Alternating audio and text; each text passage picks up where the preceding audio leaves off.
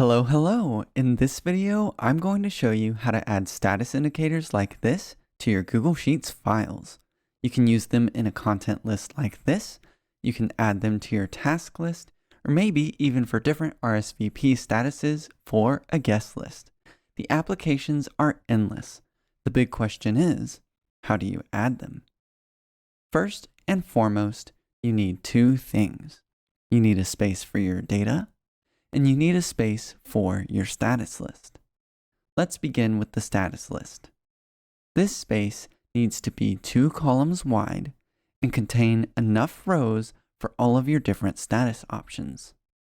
Once you've listed your status options, the next step is to add the indicators for each status. To pull this off, we're going to use emojis.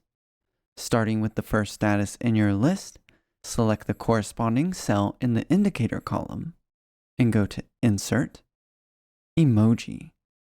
From here, you can search and pick anything that you want to use. Personally, I like to use the different colored circles, so you can just type in circle and click the icon that you want to use. You then repeat this process until you've selected an indicator for each status in your list. Okie dokie, now you're ready to customize your data table. This space needs to have enough columns to hold your data, whatever that may be, plus 2 extra columns. You need a column for the status and a column for the status indicator. And once you have your data table ready, start with the status column.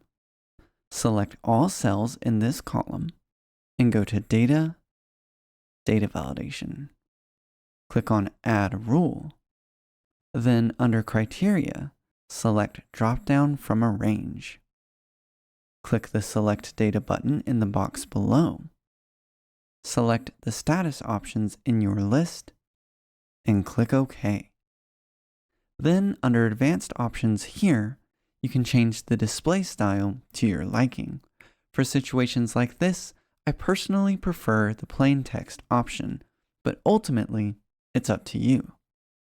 And finally, click on Done. Awesome. You can now assign statuses to your various data records. And before we continue, go ahead and assign a few. Alright, it's time to add the indicators. Start with the top cell in the indicator column and enter the following formula. Equals XLOOKUP function. Select the chosen status. Next argument. Select the options in your status list. Then make this an absolute reference by adding $signs like this. This is going to keep the reference from changing whenever we copy the formula here in a little bit. Now move to the next argument. Select the indicators in your status list and make this an absolute reference as well. Move to the next argument, quote dash quote, close parentheses, press enter, and you should now see the first status indicator. Now, how does this formula work? The XLOOKUP function sees the chosen status in the status column, searches for that value in the status list, and returns the corresponding status indicator. And in the case that no status is chosen, the function simply returns a dash, since that is the default value that we specified in the 4th argument. That being said, once you have the formula working, use the fill handle to copy the formula down for each row in your data table. From here, you can adjust the font size to make the indicators a little less prevalent, or more if you want. And that's all there is to it. I hope you had fun and learned something new. Leave me a comment if you have any questions or thoughts. And other than that, thank you so much for watching. Subscribe for more, and I will see you again soon in the next Spreadsheet Life video.